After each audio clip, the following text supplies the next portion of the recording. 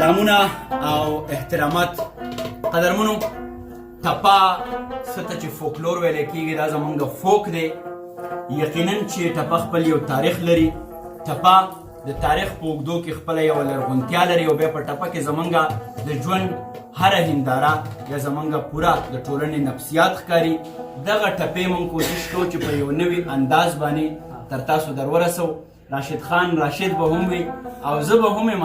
مونږ ورسره هسې دا د پړي سر نیولی دی نور که په رښتیا شي کله کور د زورور وي. راشد جان او ساده